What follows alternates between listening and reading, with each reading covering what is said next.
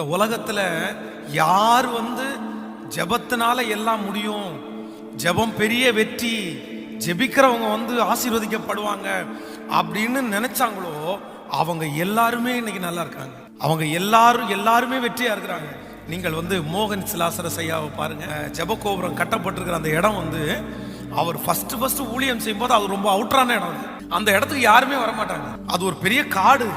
ஆனா இன்னைக்கு அங்கேயே ரயில்வே ஸ்டேஷன், அங்கேயே பஸ் ஸ்டாப், நிறைய பஸ்ஸினுடைய போர்டை இயேசு விடுவிக்கிறான்னு போட்டு தான் ஓடுது. என்ன அப்படின்னா அவர் ஒன்னே ஒன்று சொல்லுவாரு, ஜெபத்தினுடைய மேன்மை என்னன்னு தெரிஞ்சதுனால இன்னைக்கு உலகத்துல இருக்கிற ஆயிரக்கணக்கான பேரை அவர் அங்க வர சொல்லி அங்க சாப்பாடு கொடுத்து ஜெபிக்க மட்டும் சொல்றாரு. அவங்களுடைய ஊழியத்தினுடைய வெற்றியினுடைய ரகசியமே ஜெபம் தான். இன்னைக்கும் அதை ஃபாலோ பண்றாங்க. அதனால உங்களுடைய வாழ்க்கையிலே இனி உங்களுக்கு வெற்றி மேல வெற்றி வரணும்னா நீங்க இப்ப ஜெபம் பண்ணா தான் அந்த வெற்றி உங்களை தேடி வரும்.